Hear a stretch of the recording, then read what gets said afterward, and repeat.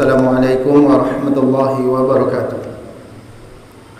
Alhamdulillah, assalatu wassalamu ala rasulillah wa ala alihi wa ashabihi wa mawalah. La hawla wa la quwata illa billah. Amma ba'd. Ikhwati fillah rahimani wa rahimakumullah. Kita lanjutkan pembahasan fikih kita. Masih kita membahas tentang hukum seputar masa iddah seorang wanita, di mana kita akan masuk kepada pembahasan iddah wanita untuk suami yang hilang tanpa ada kabar berita. Ya.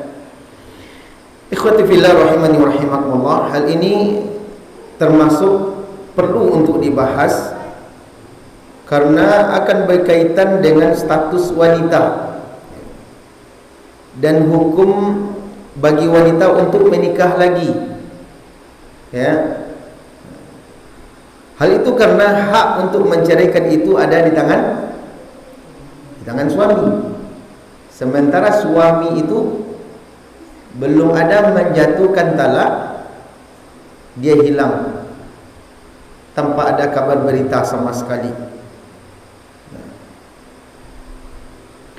Hal itu karena hak untuk menceraikan itu ada di tangan suami dan tidak ada satu orang pun yang bisa menceraikan selain daripada suami, baik dalam bentuk talak maupun khulu'. Adapun fasakh yang dijatuhkan hakim, maka tidak bisa serta-merta hakim bisa memfasakh pernikahan tersebut, pernikahan yang sah, kalau tidak jelas status suami. Contoh dalam akad nikah, ada syarat sah yang tidak terpenuhi. Ternyata kedua mempelai memiliki hubungan yang tidak boleh menikah misal, maka si hakim baru bisa memfasakh pernikahan tersebut. Artinya apa? Artinya si hakim tidak bisa serta-merta memfasakh sebuah pernikahan. Ya. Jadi tanpa ada sebab yang jelas, maka tidak boleh memfasakh pernikahan yang sah. Maka berarti hakim pun juga akan terkendala. Si suami pun yang berhak menjatuhkan talak, satu-satunya orang yang berhak menjatuhkan talak atau khulu', ternyata juga tidak tahu statusnya. Ya. Maka penting untuk dibahas apa yang dilakukan jika ini terjadi, di mana suaminya hilang tanpa ada kabar berita. Apakah dia masih hidup atau dia sudah meninggal dunia? Ya, contoh misalnya suaminya minta izin ke istrinya pergi safar ke sebuah daerah atau ke luar negeri untuk bekerja, namun sudah sekian lama tidak ada berita dan tidak bisa dihubungi dan tidak ada orang yang bisa ditanyakan tentang kondisi suaminya misal. Apakah dia masih hidup atau dia sudah mati? Bagaimana kalau dia menikah lagi dengan orang lain? Siapa itu? Ya, si istri.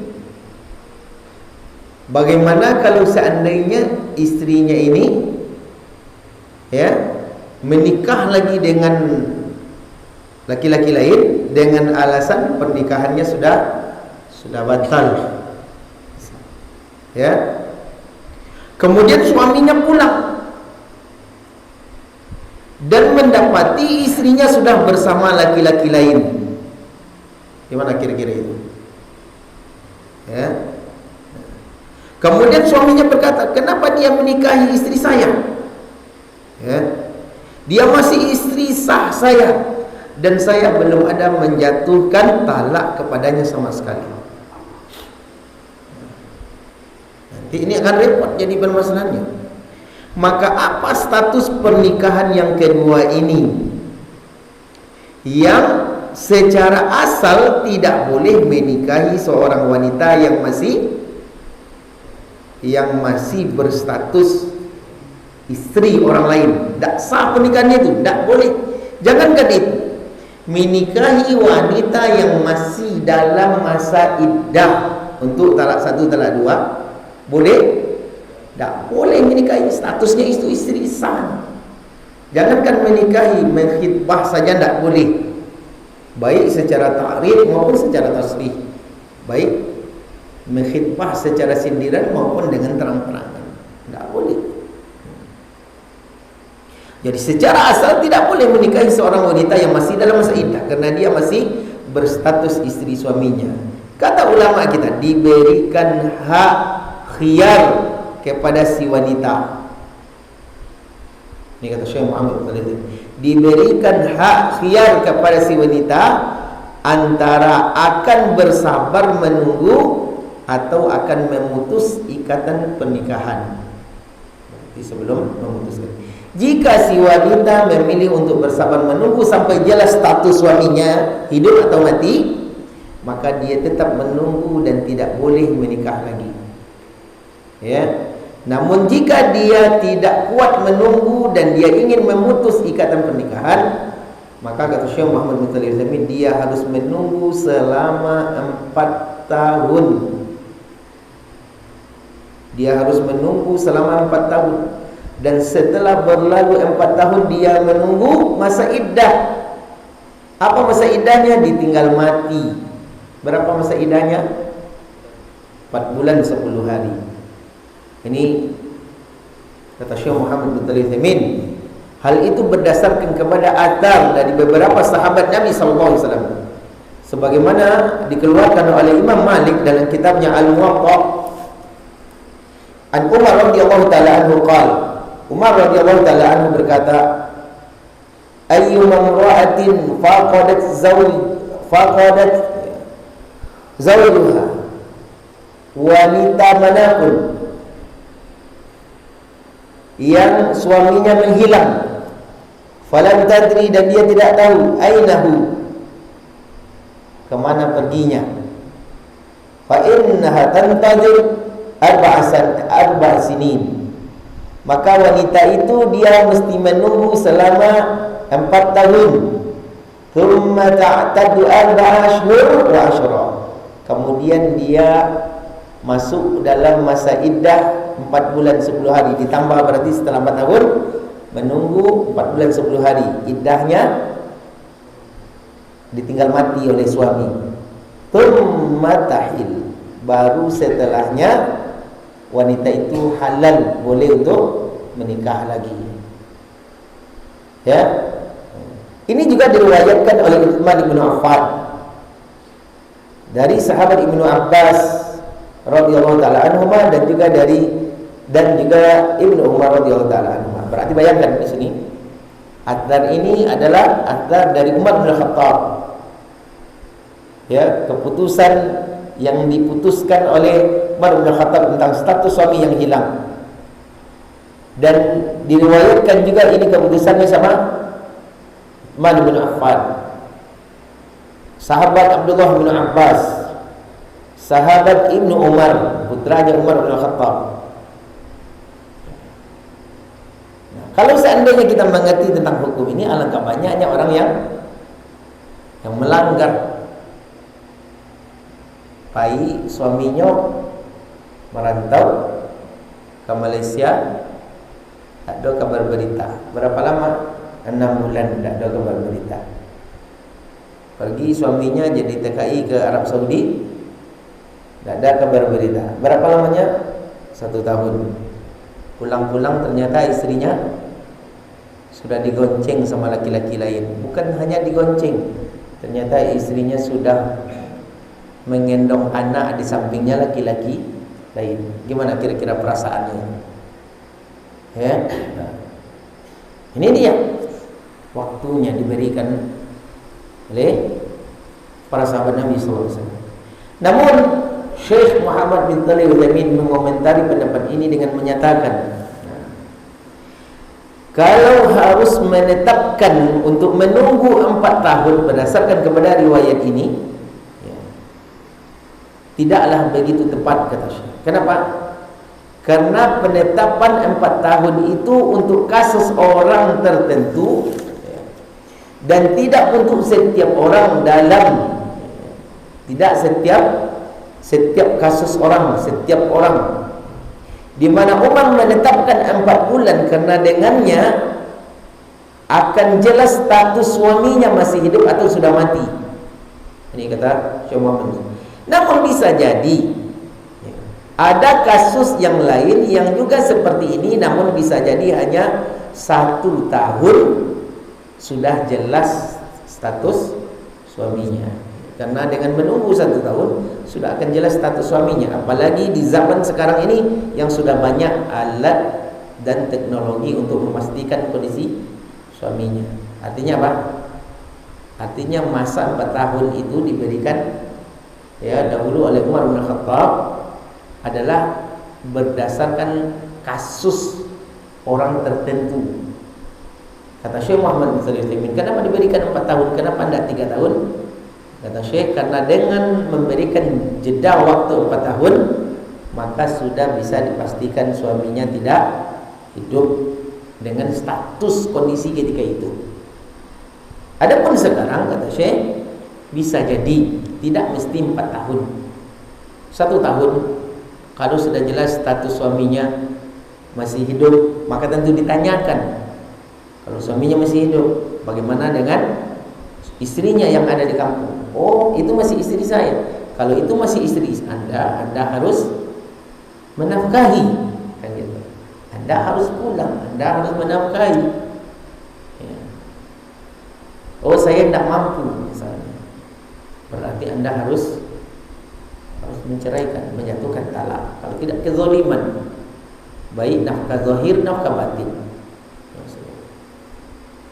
Jadi kata Syekh Muhammad bin Shalih Al-Utsaimin, lebih tepatnya itu diserahkan kepada ijtihad hakim. Jika sudah habis masa menunggu, baru dia masuk masa iddah 4 bulan 10 hari. Berarti ada 2 masa dia di situ. Masa menunggu yang ditetapkan oleh hakim berdasarkan ijtihadnya hakim di tempat.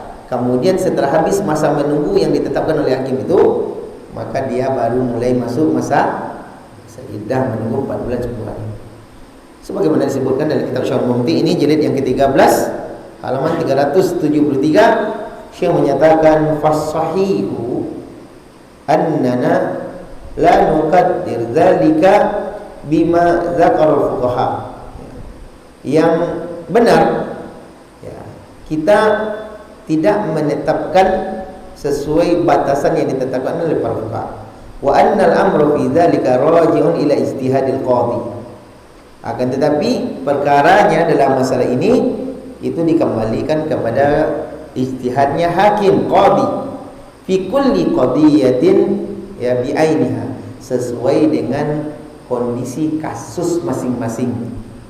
Jadi ini kasusnya ditetapkan oleh hakim, Anda harus menunggu 9 bulan. Ini kasusnya Anda harus menunggu 1 tahun dan seterusnya.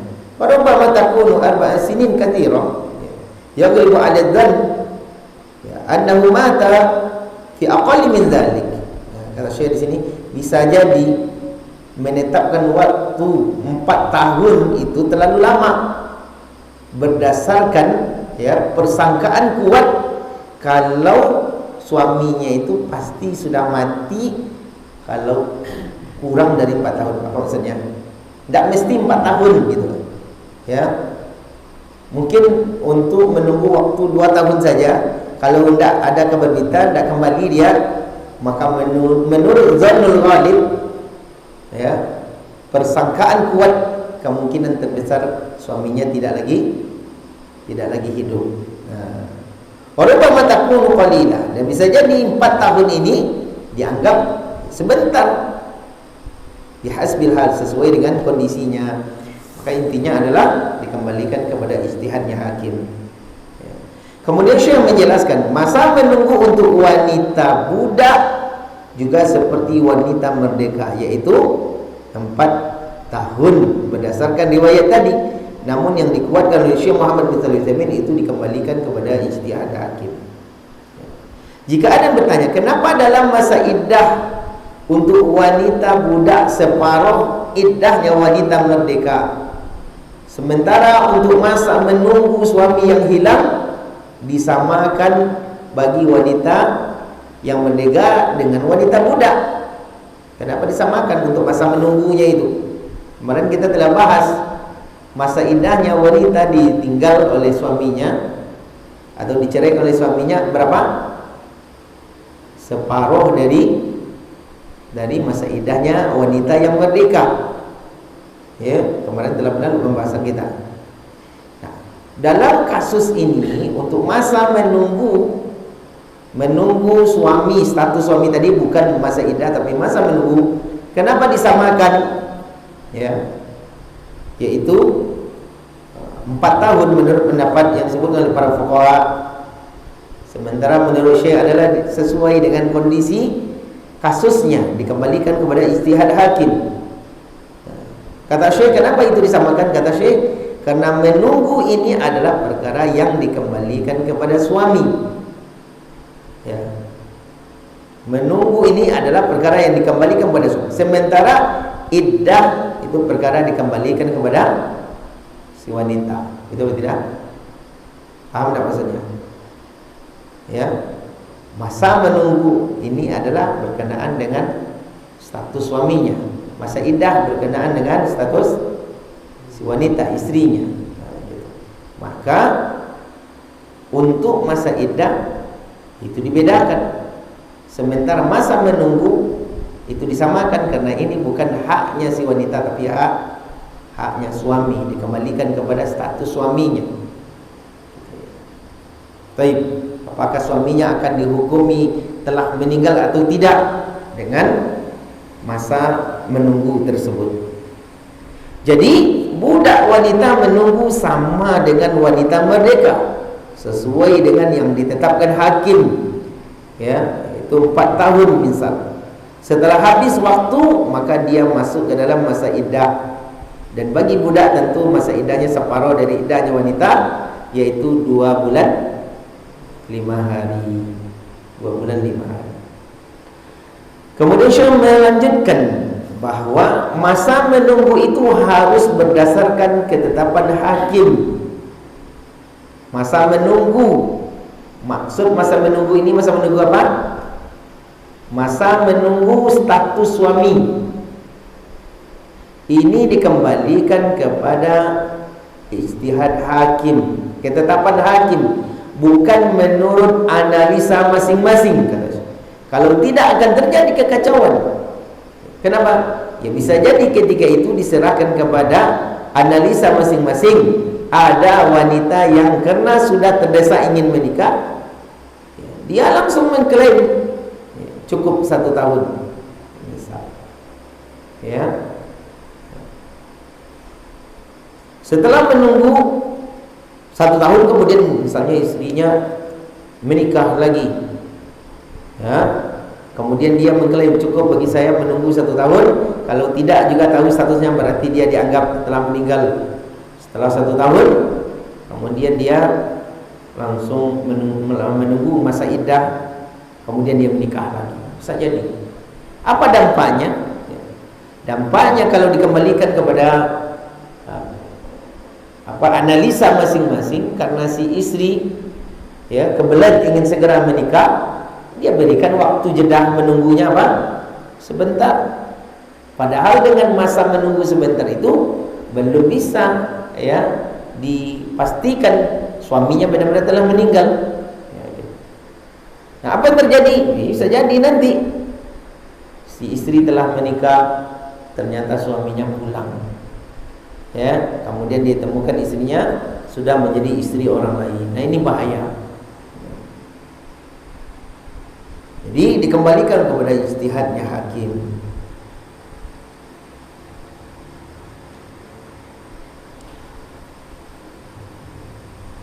Baik. Kemudian hal itu dia lakukan karena ada dorongan dari dirinya untuk segera menikah. Ternyata setelah menikah suaminya pulang dan seterusnya. Maka ini tidak boleh. Bagi wanita yang sudah melewati proses tadi dan telah berlalu masa iddahnya, boleh untuk menikah lagi. Silakan menikah. Namun jika pulang suaminya yang pertama, bagaimana status pernikahan? Masuk kita kepada fase ke berikutnya. Fase pertama kita bahas tadi, kapan si istri bisa nikah lagi. Kapan? Setelah hakim menetapkan masa menunggunya. Kemudian setelah habis masa menunggu, langsung dihitung masa iddah, ditinggal mati oleh suaminya. Berapa? 4 bulan 10 hari. Kalau budak 2 bulan 5 hari. Setelah habis masa iddah, maka boleh dia meninggal, boleh dia menikah. Fase kedua, ternyata setelah menikah suaminya pulang. Bagaimana status pernikahannya itu? Kata Syekh Muhammad bin Shalih Al-Utsaimin, ketika itu suami yang pertama diberikan hak untuk memilih apakah dia akan melanjutkan pernikahannya atau tidak. Jadi yang diberikan hak siapa? Suami yang pertama. Gitu. Kalau masa menunggu tadi yang diberikan hak memilih siapa? Istri. Apakah istrinya memilih untuk tetap menunggu atau istrinya ingin segera diputuskan akad pernikahannya dengan suaminya yang sudah hilang itu. Ini diberikan hak kepada si istri. Tapi kalau yang sekarang, ketika suaminya pulang ternyata didapati istrinya telah menikah lagi, maka diberikan hak kepada suami pertama. Apakah akan lanjut pernikahan atau tidak? Kalau dia lanjutkan, maka dia berhak untuk bersama istrinya dan tidak perlu akad baru. Kenapa tidak perlu akad baru? Karena akad nikahnya yang sebelumnya sah dan belum ada yang membatalkan. Adapun pernikahan dia dengan suami yang kedua tidak sah, karena yang dia nikahi ternyata masih istri orang lain yang belum meninggal dunia, sehingga iddah wafat tadi tidak sah. Suaminya belum meninggal, gimana ada iddah wafat? Bagaimana kalau istrinya itu sudah digauli oleh suaminya yang kedua, bahkan sudah punya anak? Kata Syekh, kalau istrinya itu belum digauli oleh suami yang kedua, misal dalam kondisi bergandeng di pelaminan, datang suaminya. Aduh, ini misteri sekali ya kalau membayangkan. Istri yang bergandeng di pelaminan, datang suaminya turun dari ojek. Aduh. Berarti belum digauli, maka istrinya itu boleh digaulinya langsung oleh suaminya. Adapun jika sudah digauli oleh suaminya yang kedua, maka apakah dia harus menunggu masa iddah? Kata Syekh, tidak, karena iddah itu berlaku bagi pernikahan yang sah. Betul atau tidak? Adanya iddah tak kala terjadi perceraian, perpisahan. Adanya perceraian tak kala telah terjadi pernikahan yang sah. Sekarang pernikahannya sah atau tidak? Tidak sah. Gitu. Nah, pernikahan yang kedua tidak sah. Jadi tidak ada iddah. Yang ada, kata Syekh, adalah masa istibrak saja. Berapa masa istibrak? 1 kali haid. Ya, pembebasan rahim dengan haid 1 kali haid. Setelah istrinya suci dari haid 1 kali haid, maka boleh untuk dia gauli. Berarti kasusnya persis sama dengan seseorang yang menikah dengan wanita sepersusuan, yang tidak disadari dari awal kalau wanita yang dia nikahi itu adalah saudari sepersusuan. Ketika sudah tahu, maka pernikahannya langsung hapus, pernikahannya langsung fasakh dan tidak dianggap sah. Karena akad nikah tidak dianggap sah, maka tidak ada iddah. Yang adanya masa istibrak, pembebasan rahim, dan si wanita hanya menunggu 1 kali haid.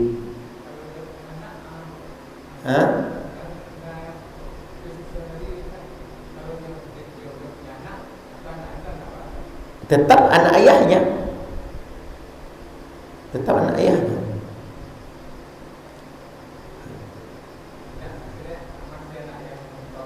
Iya, masih anak suaminya. Beda dengan anak zina.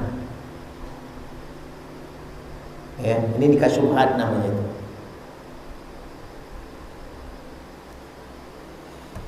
Namun ketika suami yang pertama lebih memilih untuk tidak melanjutkan pernikahan dengan istrinya itu, antara karena istrinya sudah dipakai orang lain, ya, atau karena dia tidak tertarik kepada istrinya, atau karena istrinya lebih memilih untuk tetap bersama suaminya yang baru, lantaran istrinya, bang, abang sudah terlalu lama meninggalkan, maka kami tidak mau kembali, katanya.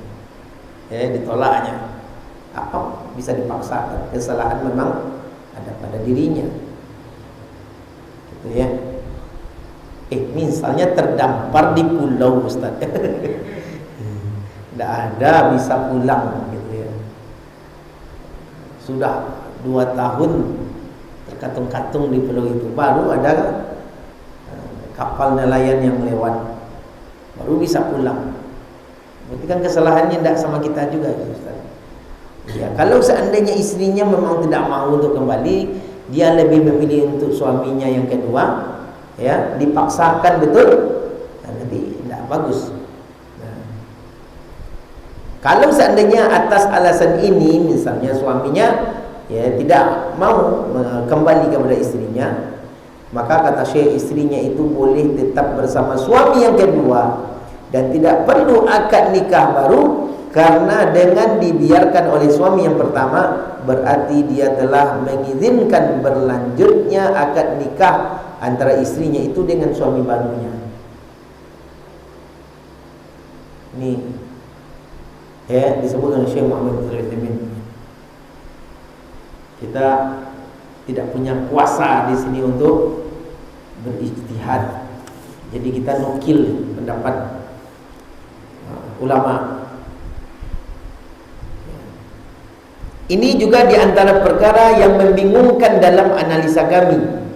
Karena kalau status akad nikah yang kedua dianggap batal, tidak ya, dianggap batal atau tidak, maka seharusnya kalau akan tetap memilih hidup bersama, harus dimulai dari akad baru lagi setelah suami yang pertama menyatukan talak dan habis untuk masa iddah. Ini analisa kami. Kenapa? Analisanya begini. Kalau seandainya si suami tetap ingin mempertahankan istrinya dan istrinya setuju, maka kembalinya itu dengan akad baru atau tidak? Tidak dengan akad baru. Kenapa alasannya tidak dengan akad baru? Karena pernikahannya sah dan belum ada satu pun yang membatalkan. Adapun pernikahan yang kedua tidak sah. Kenapa? Karena yang dia nikahi itu ternyata adalah istri orang lain. Dan iddah 4 bulan 10 hari itu tidak sah, karena ternyata suaminya tidak meninggal. Baik. Sekarang dibalik. Kalau seandainya dia tidak ingin kembali kepada istrinya ini, atau si istrinya tetap ingin memilih suaminya yang kedua, kata Syekh tadi apa? Tidak perlu nikah lagi, silakan lanjutkan. Karena dengan diizinkan oleh suaminya, berarti suaminya telah mengizinkan istrinya untuk melanjutkan pernikahannya, betul tidak? Nah, di sini sangat rancu analisa kita. Karena kalau seandainya kita menyatakan status wanita yang dinikahi oleh suami kedua adalah istri orang lain, sah statusnya itu, karena ternyata belum ada yang membatalkan akad itu, maka seharusnya apa? Pernikahan itu tidak sah. Maka seharusnya ya, yang lebih pas analisanya menurut analisa kita, pernikahannya ini diulang lagi, betul tidak? Setelah dijatuhkan talak oleh suaminya yang pertama, kemudian ditunggu masa iddah, keluar dari masa iddah, maka ulang lagi dengan suami yang kedua. Silakan lanjutkan setelah. Kan seperti itu. Ya, wallahu taala alam. Akan tetapi Syekh menyatakan, fa inna sahabata radhiyallahu anhum qadaw bi anna az-zawj al-awwal lahu al-khiyar baina an ya'khudhaha aw yada'aha li-zawj ats-tsani bi 'aqdihi al-awwal. Baik. Sebentar. Jadi analisa kita yang apa tadi, yang kurang pas tadi, ini juga analisa dari Syekh Muhammad bin Shalih Al-Utsaimin. Jadi kita menyampaikan analisanya Syekh Muhammad bin Shalih Al-Utsaimin. Ya. Namun Syekh menyatakan, akan tetapi para sahabat Nabi SAW dahulu mereka telah memutuskan bahwa suami yang pertama diberikan hak khiyar, hak untuk memilih antara tetap bersama istrinya atau melepaskannya kepada suaminya yang kedua, bi'aqdihil awal, dengan akad yang pertama. Ini berarti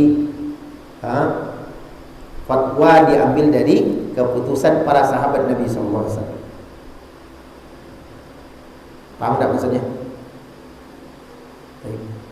Ketika suami pertama melepaskan istrinya untuk bersama suami yang kedua, apakah boleh bagi suami yang pertama meminta suami yang kedua untuk mengembalikan mahar yang dia berikan dahulu kepada istrinya? Ini istri saya baru bersama istri saya itu 1 bulan, kemudian saya pergi berlayar. Sekarang Anda menikahi istri saya lantaran karena 2 tahun ini saya belum pulang dan tidak ada kabar berita karena ternyata saya terdampar ke pulau, terjadi kecelakaan besar. Maka silakan Anda tetap bersama istri saya itu, tapi mahar yang saya berikan dahulu dikembalikan, Anda kembalikan kepada saya. Boleh tak seperti itu? Kalau maharnya seperangkat alat sholat, ya tidak usah. Tapi kalau maharnya misalnya emas, 50 gram emas misalnya, besar uangnya, ditambah Pajero C. Masa dia pulang istri diambil orang, mobil juga dipakai sama istrinya dengan suami barunya, ditambah emas 50 gram emas dalam tabungannya, kita pulang dengan tangan kosong. Boleh tak dia minta? Silakan Anda tetap dengan istri saya, kembalikan mahar saya berikan. Jika ada seorang istri mengetahui kalau suaminya telah meninggal semenjak 4 bulan, telah meninggal semenjak 4 bulan lalu dan baru dia ketahui sekarang, maka iddahnya dihitung mulai dari semenjak meninggalnya. Ntar dulu, yang tadi belum selesai. Baik, kita ulang. Ketika suami pertama melepaskan istrinya untuk bersama suami yang kedua, apakah boleh bagi suami pertama meminta kepada suami yang kedua untuk mengembalikan mahar yang dia berikan dahulu kepada istrinya? Kata Syekh, boleh, silakan. Dia berhak untuk meminta maharnya tadi. Sekarang kasus baru.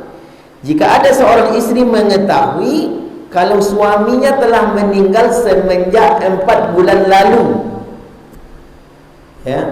semenjak 4 bulan lalu ternyata suami terbunuh, dan baru dia ketahui sekarang, maka iddahnya dihitung mulai dari semenjak meninggalnya atau mulai dari semenjak dia mengetahui?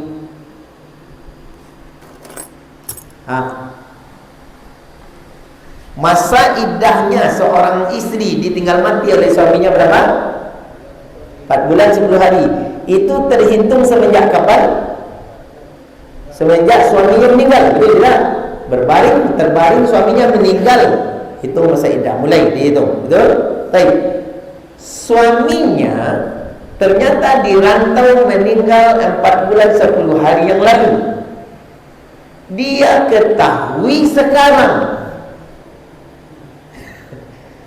apakah istrinya menghitung masa iddahnya dari sekarang, karena sekarang dia baru mengetahui suami telah meninggal, atau dia telah habis masa iddahnya karena suaminya telah meninggal dari 4 bulan 10 hari yang lampau, sehingga dapat informasi sekarang suami kamu telah meninggal dari 4 bulan 10 hari yang lalu. Dalam diri dia mengatakan, hore, sekarang saya bisa menikah lagi, tidak perlu nunggu masa iddah karena telah berlalu 4 bulan 10 hari. Atau dia harus menunggu 4 bulan 10 hari dari sekarang. Ya, baik.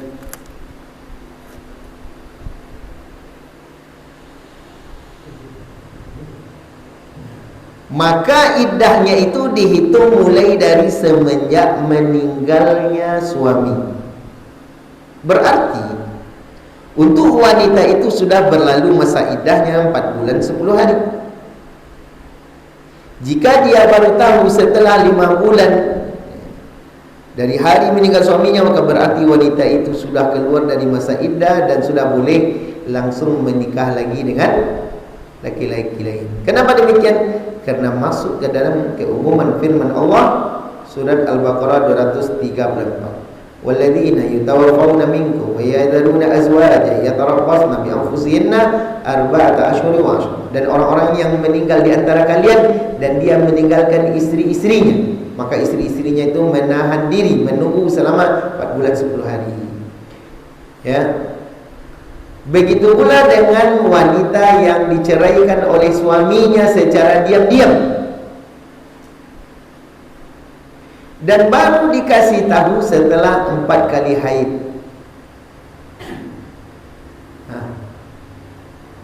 Dah selesai 4 kali haid, baru dikasih tahu sama istrinya, dek, abang sudah jatuhkan talak dari 4 bulan yang lalu. Kapan bang? Ketika abang masih di Jakarta. Sekarang sudah 4 bulan. Maka istrinya sudah keluar dari masa iddah. Tidak lagi istrinya. Jadi istrinya ketika itu tidak lagi istrinya karena sudah keluar dari masa iddah. Kenapa? Karena iddah itu dihitung mulai dari semenjak terjadinya perceraian, semenjak terjadi dijatuhkan talak. Wal mutallaqatu yatarabbasna bi anfusihinna thalathata quru. Dan wanita-wanita yang diceraikan, berarti permasalahannya apa? Hukumnya dikaitkan dengan kapan diceraikan. Dan wanita-wanita yang diceraikan oleh suaminya maka menunggu 3 kali haid. Ya, 3 kali haid. Baik, bagaimana iddah untuk nikah syubhat? Nikah syubhat seperti dia menikah seorang wanita dan tidak tahu kalau itu adiknya, adik dari seayah. Habis waktu.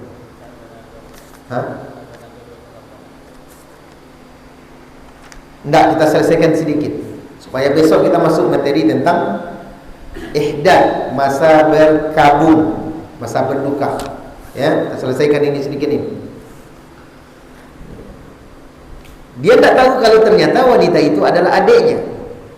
Sebagian menyatakan iddahnya sama dengan iddah wanita yang ditalak, yaitu 3 kali suci, 3 kali haid. Namun yang benar kata Syekh adalah tidak ada iddah baginya. Kenapa tidak ada iddah baginya? Karena pernikahannya tidak sah. Sementara iddah itu adalah untuk pernikahan yang sah, sehingga yang ada baginya hanya masa istibra', masa menunggu 1 kali haid. Begitu pula dengan wanita zina, ya, yang pernikahannya, yang tidak ada pernikahan, tanpa pernikahan. Ya, ternyata wanita ini hamil dari zina, atau wanita ini telah berzina, kemudian dia menikah, maka dia menunggu masa istibra'. Setelah selesai, ya, maka dia boleh menikah dengan syarat dia sudah benar-benar bertaubat.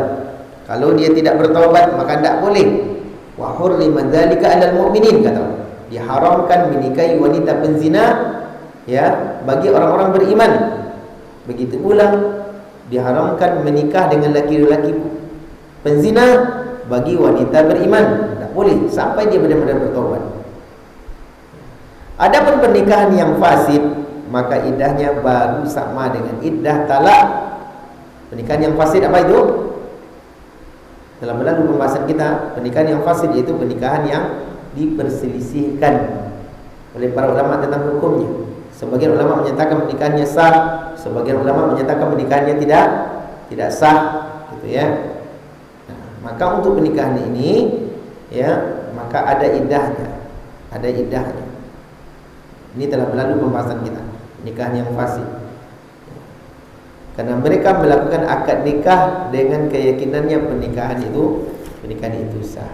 Ini, ya, pembahasan kita yang bisa kita bahas.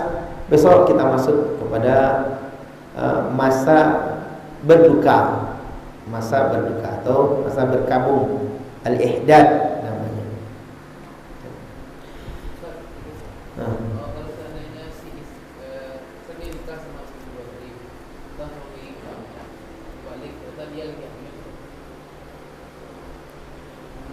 Baik. Di suaminya pulang ternyata mendapati istrinya sudah punya suami baru, dan istri itu dalam masa hamil, Baik. Apa yang harus diperbuat? Pembahasan kita tadi apa?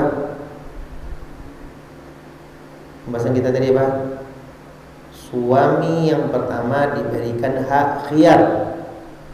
Anda ingin tetap bersama istri Anda, atau Anda rela melepaskan istri Anda? Kalau seandainya ini menyatakan saya ingin tetap bersama istri saya, dan ternyata istrinya juga setuju karena sayang dia kepada suaminya pertama, sementara suami yang kedua ini palake tangan gitu, tapi sayang istrinya itu sedang hamil, apa yang harus diperbuat? Maka dia menunggu masa istibra'. Betul tidak? Tapi masa istibra'-nya wanita hamil sampai kapan? Sampai melahirkan. Makanya dia dinamakan ummul iddah. Ibunya iddah karena masuk ke seluruh sisi. Tunggu sampai melahirkan. Selesai dia melahirkan, selesai suci dari nifas, maka boleh dia gauli. Seperti itu.